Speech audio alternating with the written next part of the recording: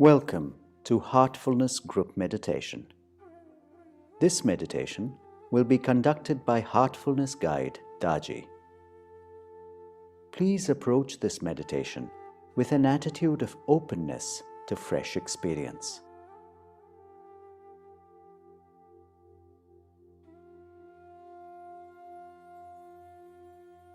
Heartfulness meditation is aided by a very subtle, transformative energy called pranahuti or transmission. Choose a place where you can sit quietly, relax, and meditate without being distracted. Turn off your phone and any other devices that may disturb you. Sit comfortably. You can sit cross-legged or in a chair. You can let your hands rest in your lap, lightly clasped. Let your eyes be closed gently. Let your back be upright, but not rigid. Feel free to change your posture during meditation if you feel uncomfortable. First, relax. Imagine healing energy from the earth entering your body from your toes. Let this energy slowly move upward from your toes, relaxing each part of your body, all the way to the top of your head.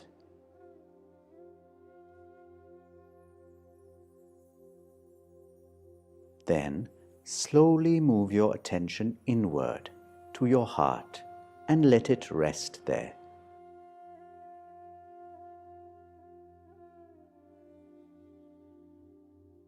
When Daaji says, "Please start meditation," have the thought that the source of divine light is already present in your heart and is attracting you from within. Gently relax into that feeling.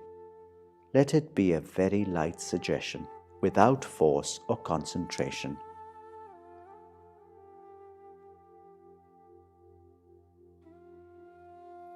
If you find your awareness drifting to other thoughts, don't fight them, but also don't entertain them.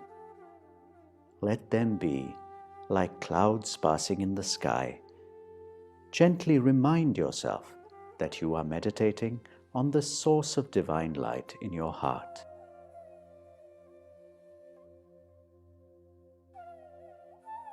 Be open and receptive to the transmission that is flowing into you. Allow yourself to become absorbed within.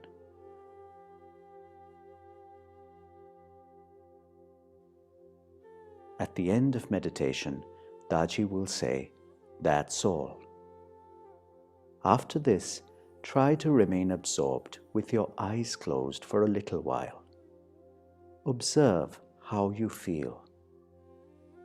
Take the time to immerse yourself in that feeling and let it become part of you. When you are ready, gently open your eyes. You can write your experience in a journal. It will help you develop awareness and observation. Once again, when Daaji says, "Please start meditation," have the thought that the source of divine light is already present in your heart and is attracting you from within. You will cherish this journey into yourself.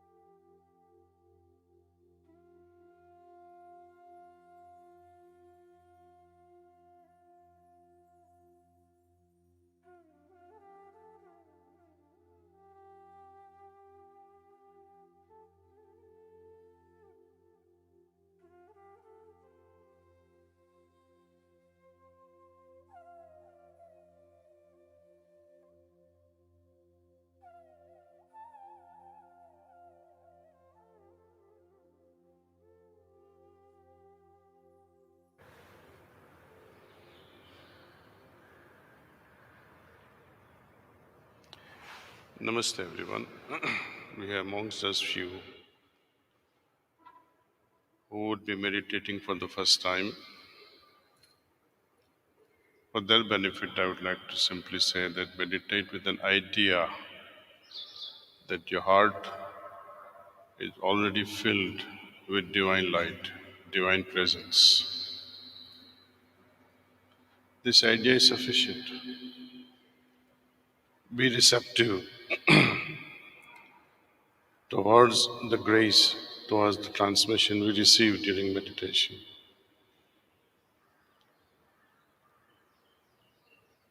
And let the experience flow on its own. Thoughts would come. Don't fight with them, please. Just ignore them and remind yourself that I am meditating. So let us begin meditation. Please start.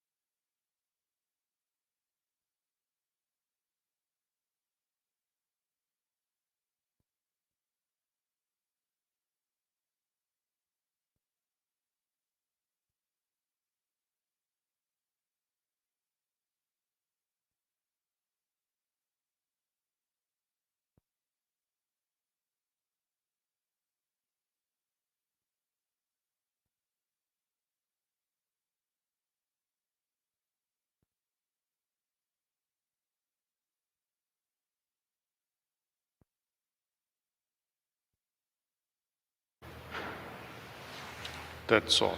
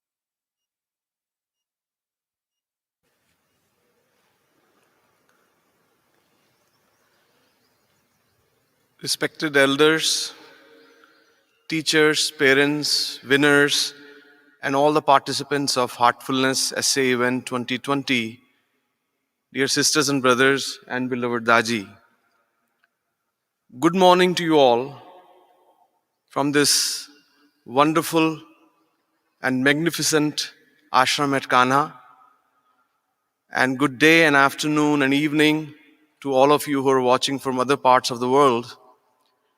And sorry for the freezing weather to our brothers and sisters in Texas. Hope it will get better soon. As we ended our 75th anniversary celebration yesterday with a wonderful address by Prime Minister Modi ji and our beloved Daaji, we start a new era today for heartfulness. And as they say, youth is the hope of the future. So what better way to start this new era by honoring our youth today?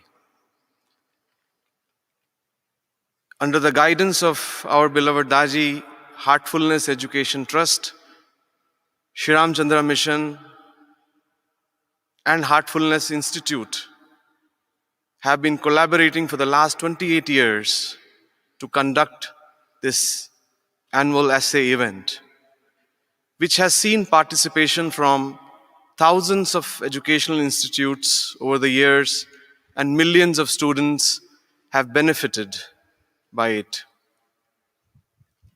This year, despite being the situation that we were in, we didn't want to stop. Even though the schools were not in session and our volunteers were not able to contact them, under Daji's guidance, we all did this entire operation of conducting this essay event online. And we were happy to see the participation from over 5,000 schools and colleges and over 30,000 students.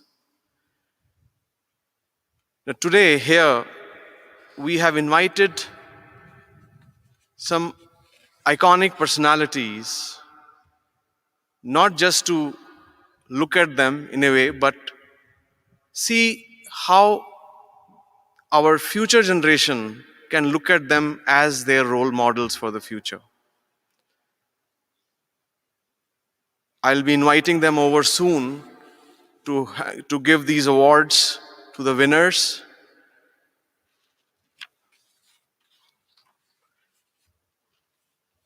We had two categories of participation.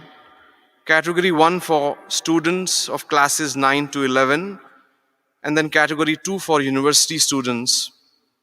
And participants had option of writing in 11 languages. Essays written in Hindi and English were considered for national level awards, while essays in 9 regional Indian languages were given state level awards. I also want to take this opportunity to thank our outreach partners, Education World and Parent World, and our supporting organization, Brighter Minds and Oriental Black Swan, for helping us to run this event. So to begin with the proceedings, I would like to invite our guest of honor, Ms. Upasana Kamineni Konidela, to the stage. She is a well-being curator and next-generation entrepreneur from Apollo Hospitals family who believes in creating socialistic, sustainable businesses that create a meaningful impact and also give back to society as a whole. She is Vice Chairperson CSR of the Apollo Foundation, which believes in identifying, diagnosing, treating, and educating people in need of medical care. She is also founder and managing director of Your Life, a forerunner in preventive healthcare, and also managing director of Family Health Plan Insurance TPA Limited, India's most sought after TPA. Ms. Upasana, please come to the stage. I'll request her to give her words of encouragement to the future generation and tell us about some of her initiatives. Ms. Upasana.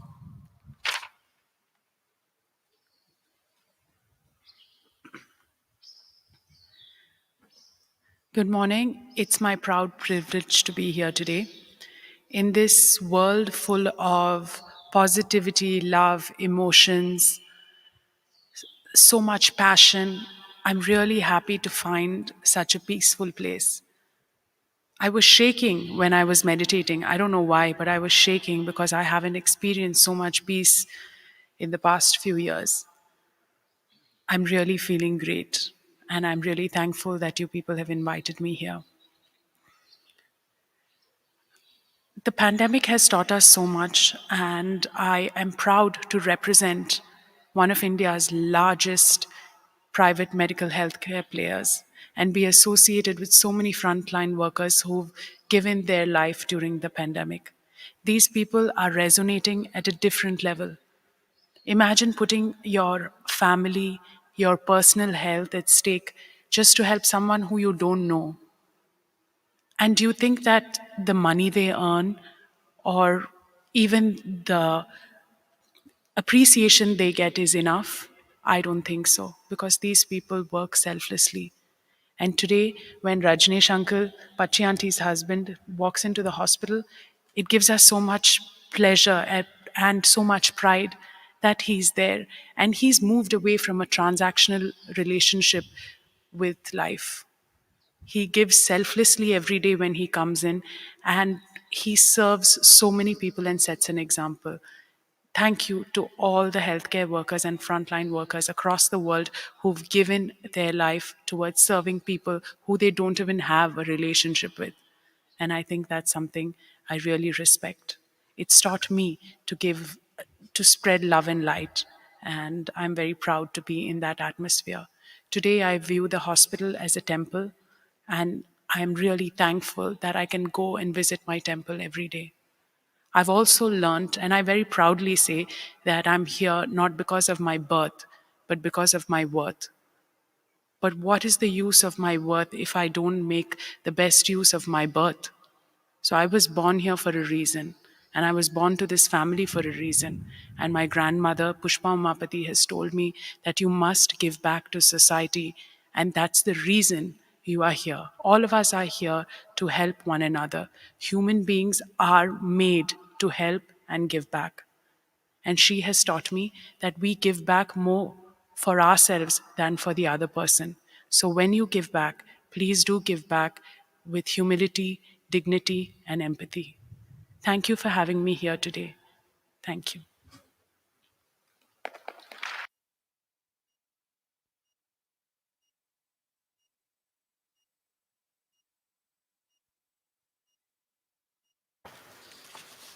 Now we come to the felicitation of national level winners of category 1, which is for students of classes 9 to 12. The topic for this category was thought pollution, root cause of all ills. Translated into Hindi as विचारों का प्रदूषण सभी बीमारियों का मूल कारण. To give out this award, I would like to call on stage Mr. Pullela Gopichand. I think most of us already know Mr. Gopichand. He has been our brother for some time. He's also known in the sporting circle as Guru Dronacharya. He's an iconic badminton player who has won 5 national championships between 1996 and 2000. He went on to win 2 gold medals at the SAARC Badminton Championship. His list of wins will take more than a couple of hours to go through, so I will spare everyone of that. But I think he has recently won, I think he had won Rajiv Gandhi Khel Ratna Award in 2001, and he has been coaching all the aspiring badminton players all over the country for a while now. So please welcome Mr. Pullela Gopichand.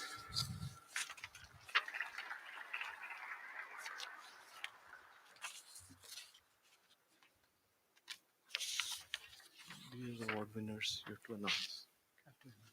Just announcement. Just announce, yes. Thank you, Daaji. It's really an honor coming here, and it's always a pleasure to come here. I just wait for the time when Daaji would call me. Thank you, Daaji, for having me here, and to this wonderful place and all of you. I think Upasana had said it so wonderfully.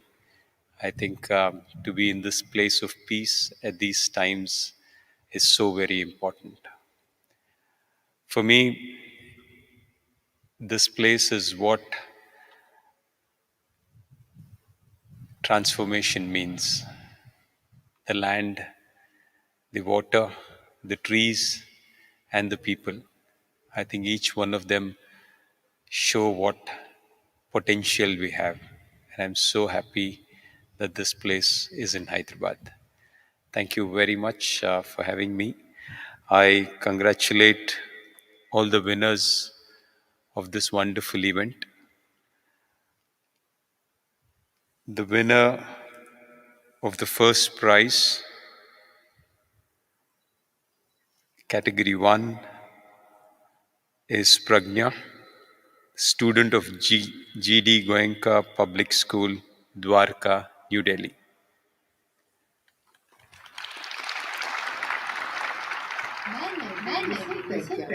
The winner, वैचारिक प्रदूषण सभी बुराइयों का मूल कारण।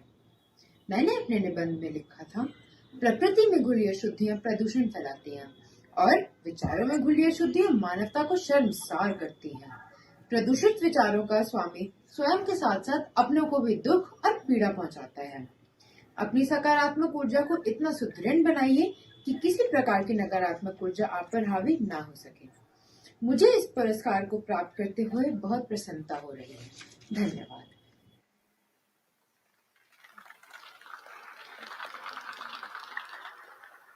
the winner of the second prize in this category is Ashray Kala from Shri Satya Sai Vidya Vihar, Indore.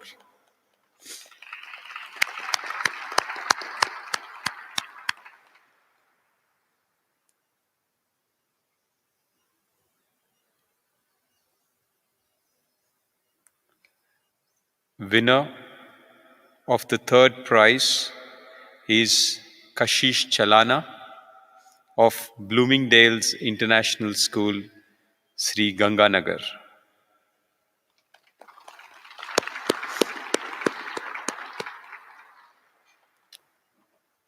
I congratulate all the winners and all the participants and everybody who's put together this wonderful event.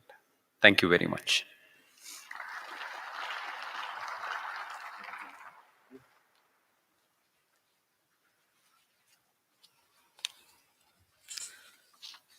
I'm told that our next guest, Mr. Abhinav Bindra, who's joining us online from Chandigarh, he has joined us now.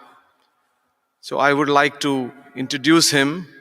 Now you see that I think in the pandemic era, we are doing this all in a very different way. Some people are joining online, some are had sent us recorded video, and some are present here among us. So Mr. Bindra is India's first individual gold medalist at the Olympics. The gold medal in the men's 10-meter air rifle at Beijing 2008 was a crowning glory in Abhinav Bindra's stellar sporting career, which includes a World Championship, gold, and multiple medals at the Commonwealth Games and the Asian Games. He was bestowed with Padma Bhushan in the recognition of his efforts, and he also runs a non-profit organization called Abhinav Bindra Foundation, an initiative whose aim is to make athletes stronger and more aware using sports, science, and technology. He is with us. I would like to request him to say words of encouragement and motivation to our young and bright students and participants, and also announce the award winners of the category that he has with him. Mr. Bindra. Well, good morning, everybody. It is a great pleasure to be a part of the festivities associated with some of the most thoughtful and insightful writers of this generation at the Heartfulness essay event. I would like to thank Daaji and the entire Heartfulness team for inviting me. And although I could not be there in person, I'm happy to speak to each of you today. I am a firm believer in the power of holistic development. As an athlete of over 22 years, I learned rather early that in order to truly be excellent, the mind, body, and soul must work as one.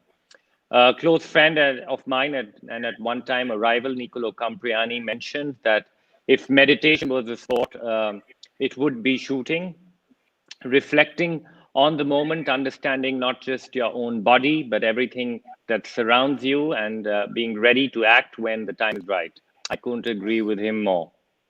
In sport, as in life, this synergy is what prepares you for anything that you come against. In the light of today's event, it's lovely to see so many of you look to introspect and put your thoughts on paper. As every participant dug deep within themselves to put together some great essays, all I would like to say to each of you is to continue your journeys wherever they may lead you with perseverance and integrity. Be true to yourself and give it all that you have. Winning, losing, it all becomes secondary after that. You gain self-respect, and at the end of that, something no one can ever take from you. I hope this resonates with you and look forward to see many of these bright minds make our country and our world a better place. Thank you. I will just go ahead and announce the winners.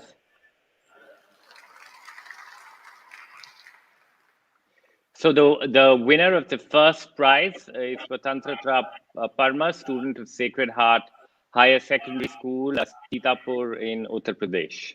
Congratulations. Regards to all of you. Myself, Swatantra Parmar, student of Sacred Heart Higher Secondary School, and I am joining you from Sitapur, Uttar Pradesh. My topic for Heartfulness essay event was thought pollution, the root cause of all ills. One thing which I guess is worth mentioning here is that, which I also wrote in my essay, it is that nature also has a role to play in this thought pollution. Nature is an never-ending source of positivity, but we are taking it for granted and losing this ethereal tonic. Therefore, attachment or reunion with nature can do wonders against this very pollution.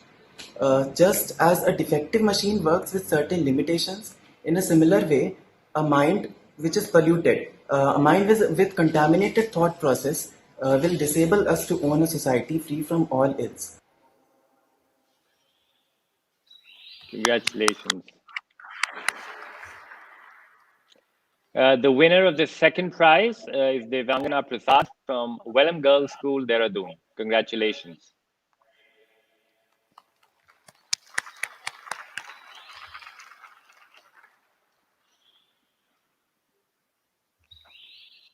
Thanks, Abhinav. And the third winner, the winner of the third prize is Tayyab Ismail from Sharda Vidyaniketan, Mangalore. Congratulations.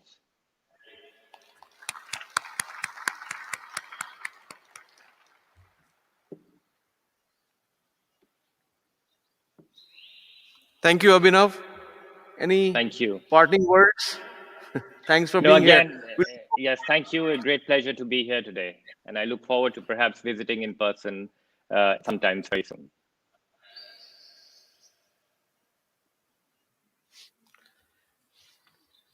Let's move on to category 2, which is of participants from colleges and universities. The topic for this category was poverty is not just lack of money, translated in Hindi as keval dhan ka abhav hi nirdhanta nahi. To invite the winners, brothers and sisters, I invite a very special guest among us. Her name is Miss Manasi Joshi. She's a para badminton player who has been world champion. She has won a gold medal in BFW Para Badminton World Championship in 2019. This came after a series of medals at national and international tournaments. When she speaks, I will request her to tell us the very inspiring story of how she countered a sad turn of events in her life to create a unique destiny for herself and bring laurels to our country. Brothers and sisters, Miss Manasi Joshi is here.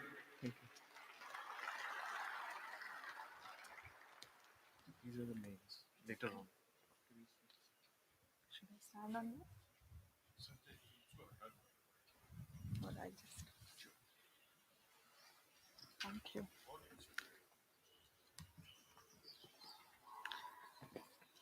Good morning, everyone. Thank you for having me, Daaji, for inviting me and giving me this opportunity. I'm really honored that I'm here just one day after Heartfulness celebrated its anniversary. Thank you once again for inviting me. Uh, so for this story, um, I have really understood the importance of inculcating habit of self-discipline and understand the power of self or the strength that we all have. Because last 9 years back, in the month of December, I met with an accident one day when I was on my way to work. And that accident changed my life. When I came back home after 45 days, I came home minus mobility. It took me many months to recover and relearn and unlearn the skill of, first of all, walking, and then get back to all the activities that I used to do before. But I think we all know that we all are powerful, but sometimes we need that direction that especially in the time of an adversity. And I think students or younger generation, when they know it very early in the childhood, it becomes very important that they learn how to adapt. And I think even when I was recovering, I had access to knowledge that yes, it happens, it's okay, but then we all have to adapt, we all have to accept, and accept in our subconscious that situations, whatever they are, they they come and they tell us how powerful we all are. I'm really honored that the sport that I had picked up early in the childhood made me relearn, unlearn, and adapt. And I'm really happy that I picked up that sport. Currently, I'm training with Gopi sir, who is over here. And the academy, it's providing me the best of facilities and inculcating the habit again of bettering myself, relearning things that are very important, and I'm really honored that I'm continuing playing the sport, which is still teaching me how powerful we all are. Today, when uh, we are having this essay competition, I think it teaches all the younger generation to understand all these things. And I think the topic of poverty or nirdhanta hi hamari, I just don't recollect the exact topic over here. But thank you for sir for inviting me for having this competition and training and teaching all the younger generation that we all are powerful beyond measure, and it's very important that we understand this. So let me announce the winner. The first prize among essays written in Hindi in this category was bagged by Chetna from Agrawal College, Ballabgarh in Haryana. नमस्कार। श्रेणी 2 हिंदी की विजेता नई दिल्ली से मैं चेतना हूँ। मेरा विषय था गरीबी केवल धन का अभाव ही नहीं है। मैंने अपने निबंध में लिखा था, निर्धन वो होता है जिसके पास धन के अतिरिक्त समय, रिश्ते, सुख, प्रेम, खुशी, भावनाएं, त्याग, एकता, समर्पण, विश्वास, सम्मान, संतोष, विचार आदि भावों की कमी होती है। हमें विचारों को शुद्ध करना होगा, अपने अंदर संतोष जैसे भावों का समावेश करना होगा, संवेदनाएं जागृत करनी होंगी, शांति प्रिय बनना होगा।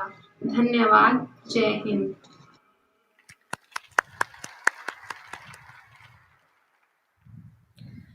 The second prize was awarded to Shweta Mishra of Manohar Lal Degree College for Teacher Education, village Sarosi in UP.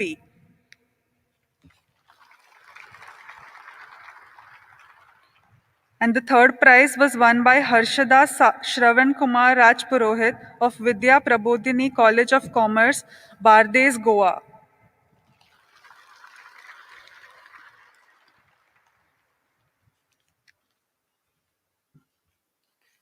Thank you, sir. Thank you, Mansi. Thank you, Dad. Thank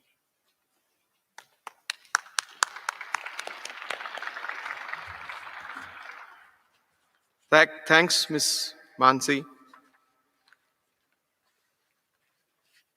The last set of awards to be announced, not the least in any way, are the winners of Category 2 in English.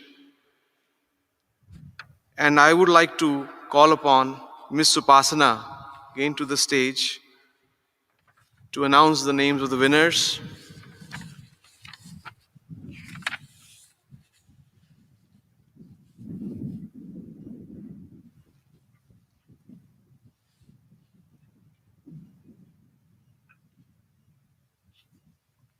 These are the names here.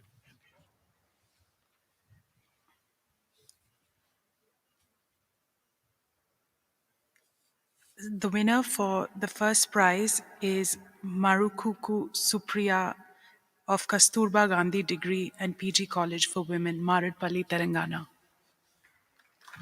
Kuku, joining you from Hyderabad, Telangana. My topic was poverty is just not the lack of money. I wrote that poverty is not made by God. It is created by you and me when we don't share what we have. Let us expand our horizons by sharing our knowledge, happiness, and experiences. As long as greed is stronger than compassion, there will always be suffering. It all starts from us, I mean you and me. After contemplating on this topic, I feel I will start helping my fellow human beings wholeheartedly to come out of poverty physically, emotionally, financially, and spiritually to the greatest extent possible. I believe that we can unitedly bring a change in the perspective of one's definition of life in an optimistic way. Thank you. Jai Hind.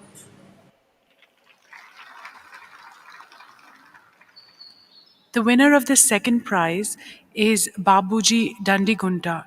He participated in the event as a direct entry. His institution did not officially participate, but we are happy to inform you that he is a student of BITS Pilani. He hails from Nellore in Andhra Pradesh.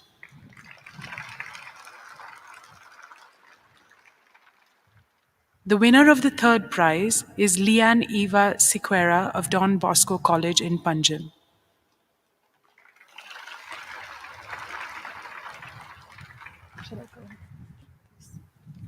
Yeah, sure. On behalf of the organizers, I once again congratulate all the winners, their proud parents, and their institutions, and all those who have won a whole lot of other prizes at the national and state levels who we could not mention here. Many have been awarded certificates of merit too, and all who participated were given certificates of participation.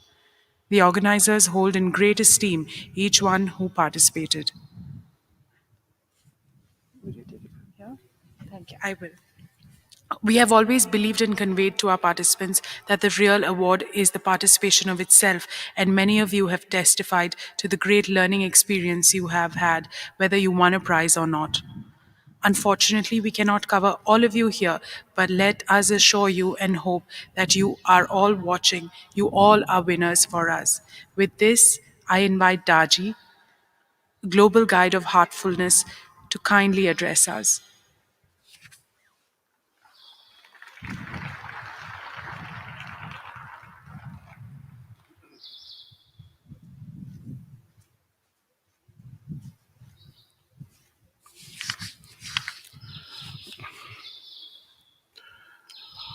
Heartfelt thanks to Gopichand, dear Upasana, Manasi, Mr. Bindra, Brother Sanjay,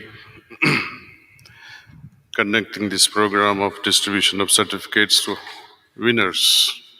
Hearty congratulations to all the winners and all the participants of these events and all the organizers.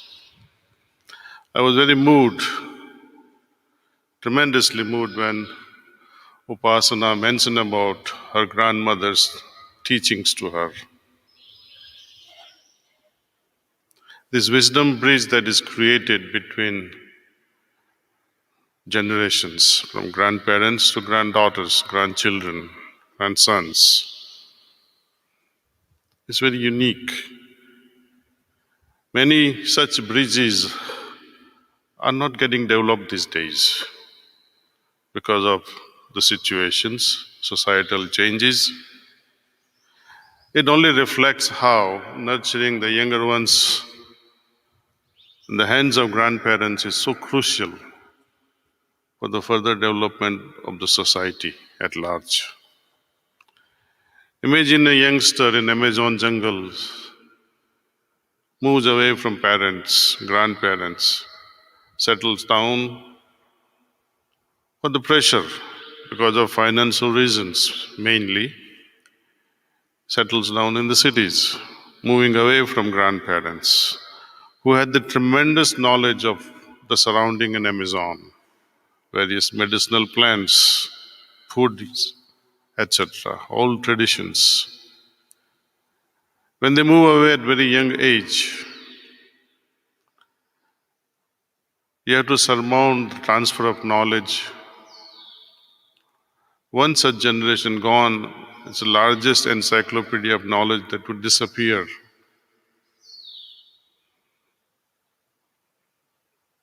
What happens when such bridges are broken? No knowledge transfer happens.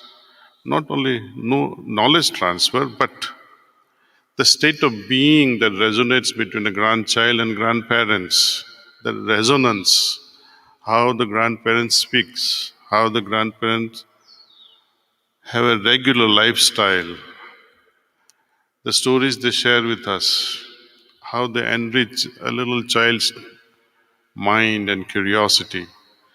Parents really don't have time to do all these things, and even if they did, they would enforce discipline and in the process compromise love. What touched me the most was her statement to return to society something greater than what you receive, which is very dear to my heart as well.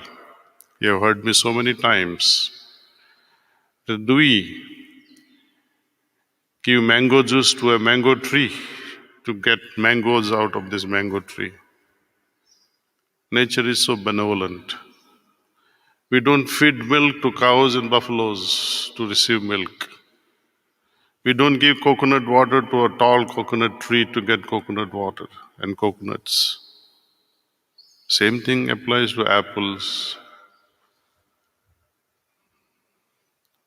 We give the minimal grass and water to buffaloes and cows. Cows sacrifice their lives, giving milk, and ultimately, some people consume also. Before they die, they sacrifice cows and buffaloes, goats and sheep. During their lifetime, they give so much, and even before their death, they pay something greater. What about us, the human beings? What is our return to society? Have we learned anything when we say we have to live in tune with nature? Is this tuning where we are profiteering from every source? Even with parents, what do we do with our parents? Some people start calculating, oh, maybe I cannot look after my father, I cannot look after my mother, maybe I should leave her in a nursing home. Would you tolerate that? Would you expect that from your child? You have to ask this fundamental question. The topic children wrote beautiful essays covering various aspects is poverty due to financial lack, or another topic given to another set of universities and colleges, schools, was about pollution, thought pollution leading to all kinds of ills in the society. Air pollution, if you deeply look at it, water pollution, underground water pollution because of industries letting sometimes effluents, the waste, the toxic substances underground through bore wells, poisoning water. Some cities in India, the water that comes from bore well is like Coca-Cola, polluted water. If that industrialist had some sense, if his mind was concerned, if mind was compassionate, then such pollution would not occur. So that's why we say when the mind is derailed because of profiteering habit, always searching for profit, always to gain something more than they can contribute. In fact, they are contributing the worst thing. Not even minimal. They have a minus bank account as far as the return is concerned. So it's pathetic. And what can rescue? To sensitize the heart. Heart can tell us so many things, especially what not to do.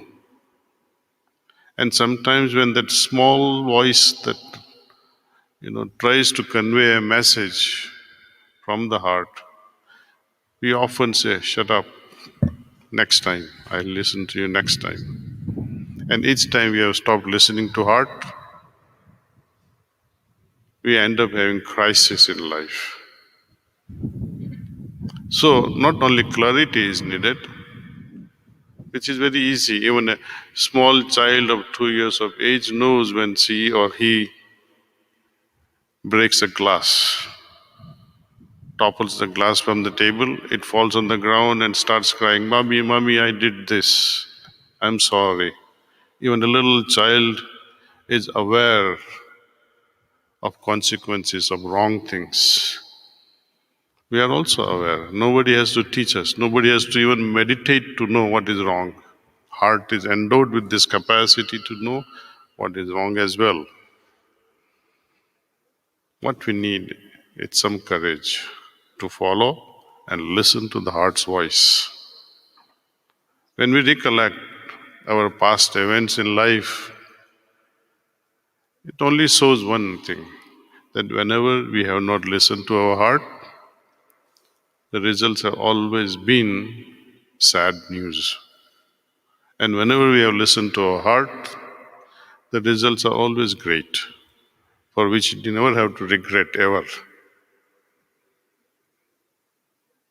Heartfulness way not only sensitizes the heart by removing all sorts of samskaras that becomes impediments. It's like, you're trying to see something, but because of pollution in between, especially during the winter days when you're driving, especially in Delhi area, or when you're climbing mountains, because of that fog, smog, you're not able to see something beyond 20 feet or 20 meters because of pollution. Internal pollution also takes away the clarity from our consciousness. Once we have clarity, next step is very simple, to implement it with courage. Will I be able to implement it right away? No. Some people say, okay, kya hoega? Baad mein dekh lenge, and they end up doing the wrong thing. Many such episodes will teach us over a period of time that no point not following the heart. So many disappointments will make us stronger eventually, see. Yesterday, after I gave a talk on desires and passion, there were a few emails asking for clarification. The root of all these things is the same energy. If I have to get angry on someone, and if I can pause before I shower that anger on someone or lash out with anger, if I take a little pause, think over before I scream, what will happen to that anger? Perhaps it will dissolve. You will know the real reason. Often we get upset when someone points our mistakes, we get irritated. It's as if someone has put you in a corner and you lash out. How dare you say such a thing, see? But when we wait,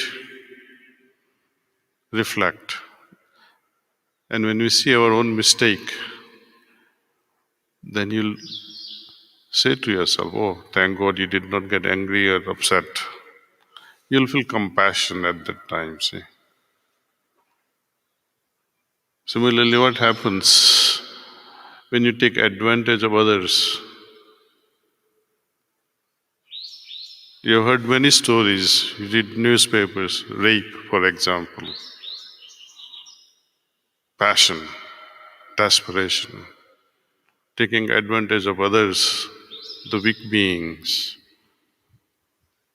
Compassion is something else. Compassion is you are ready to sacrifice yourself for the sake of others. Passion is taking advantage of somebody else. When we talk of passion and compassion, it's the same energy with a different direction. When the heart melts with right understanding, little bit of sympathy, little bit of empathy, it will turn into compassion, and some sort of voice will guide you to do something beyond compassion, help. Knowing that somebody needs your help, for example, somebody is hungry.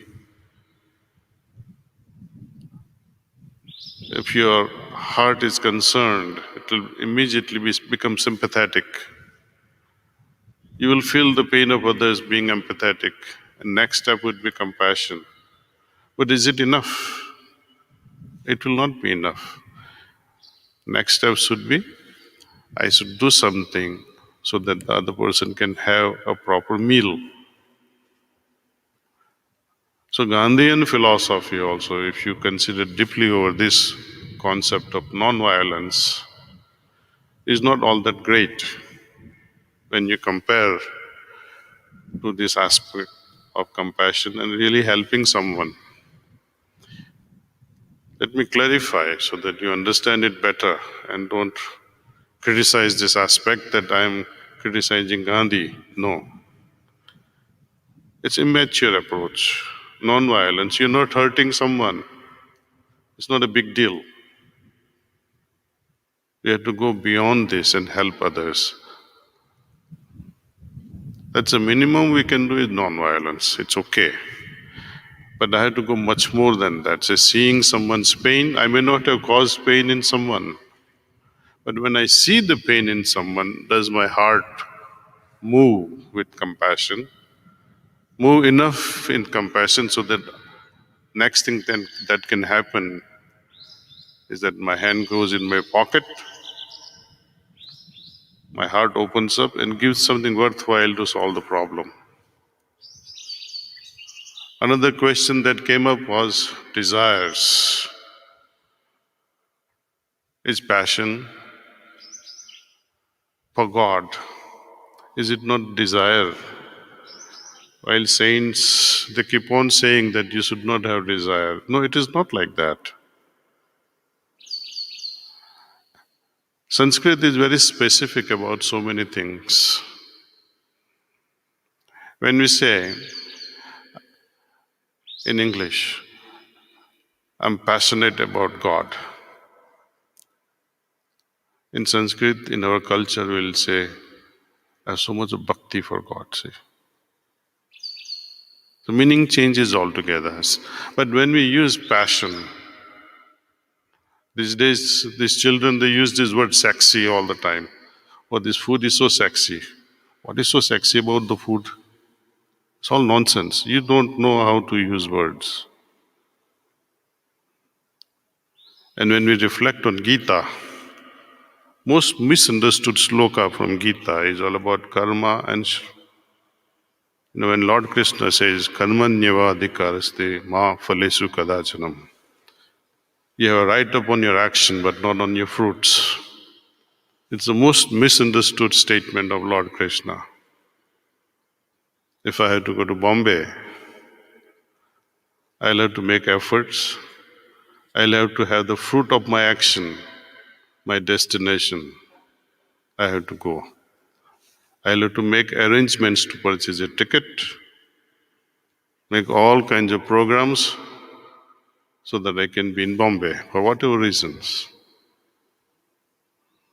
Those days, during Lord Krishna's time, perhaps karma had a different meaning.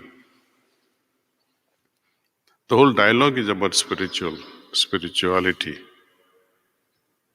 We are mixing, when we mix spirituality and materiality, confusion begins.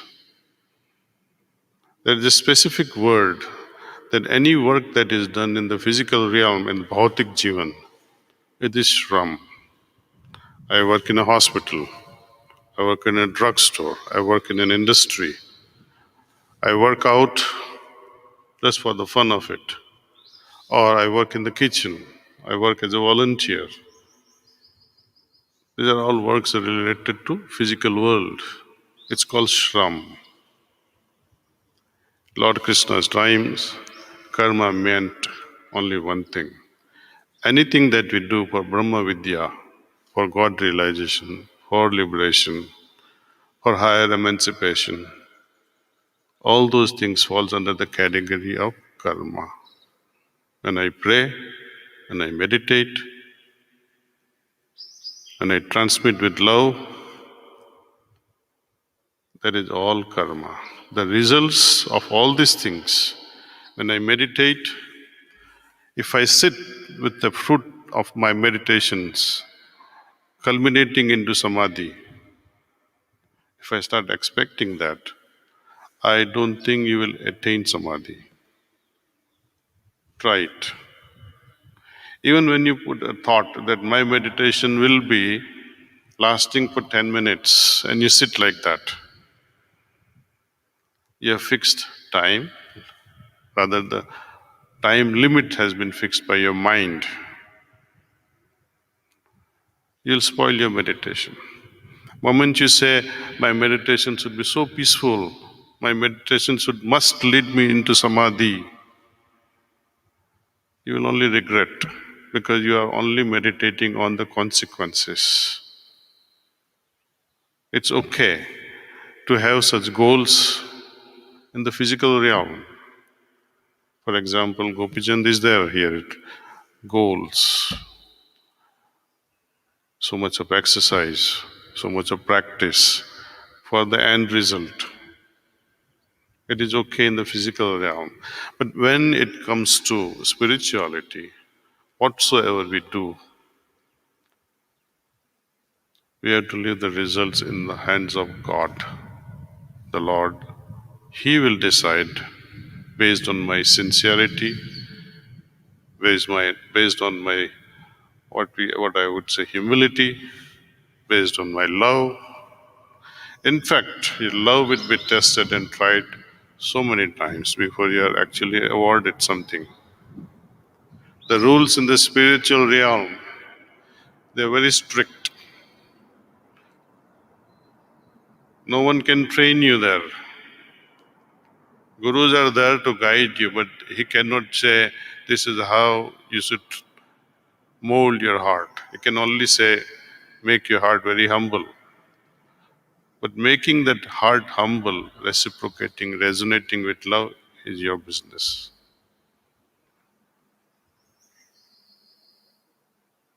So, energy, as we say, be it the energy of anger, be it the energy of passion, be it the energy of compassion, or love. We talk about love for a friend, love for your grandchildren, love for your mother, love for your father, for God. It's the same energy. But it's the attitude, our intention. And in my heart, when my heart is flooded with love for my grandchild, it has different feeling, it has different appeal. When my heart moves with tremendous love for my mother, it has a different feeling, but it is after all love. We call all this thing prema. Sanskrit again is a very rich language. Matru prema say. It's different. When you talk of romantic love, it has a very specific word also, but it's the same energy. When it passes through the heart's intentions, it changes the flavor, it changes the color, it changes the resonance. And it's very particular about a person. When we talk of a person and a love, it is focused. Imagine romantic love focused on multiple individuals, multiple channels. You are ruining your life. These are all moving in one direction. But when you love God, the equation changes. Mother's love, it's singular. Love towards grandchild, it's singular. Love towards your spouse is singular. But when it comes to love towards God, and when you're immersed in godly love, you become the ocean of love. You are no more restricted. Your love flows even to a dog. Your love flows even to those animals which are not your pets, to birds, to trees, anything that you touch. You don't have any intention. You don't have a focus. You don't have any attitude. In all of the love, you have attitude, you have a focus. Focus on whom? But when the divine love arises in our heart, it is effortless. There is no focus whom to love and whom not to love. You become the ocean of love yourself. You're no longer loving someone specifically. You become love. So that is the beauty of meditation. All children, I congratulate you and I wish very ardently that from very earlier age, please meditate. It will guide you in every aspect of your life. When you go to school, just before starting the class, just close your eyes even for 2 minutes and relax and become receptive to what has been taught. If you're a businessman, same thing. Before beginning any work, even cooking, for example, simple things like cooking. If you close your eyes and connect with God for 2 minutes, it will change the course of cooking. Even if it's romance, close your eyes for 2 minutes and see where that romance leads you to. Meditation opens up ways you cannot imagine. So, my dear friends, try heartfulness. It's very simple. You don't have to fall at any guru's feet. You don't have to be afraid of being raped. You don't have to worry about how much, for what process you will be charged, what. You can meditate in the privacy of your own homes. You can use the app called Hearts app. Download it on your phone. There will always be a trainer available to you whenever you would like to meditate. Sometimes you wake up in the morning at 2 with a keen desire, extreme desire to meditate. I must meditate at 2 in the morning. You can connect with the available preceptor, and that preceptor would meditate with you, transmit to you, and make your experience nobler. So, try this. I cannot say it again and again, again and again and bore you, but I must assure you, it can never bring any regrets. Meditation enriches life like nothing else. Nothing else can. When it comes to return, what we can return during our lifetime to all that has been given to us in multifold, with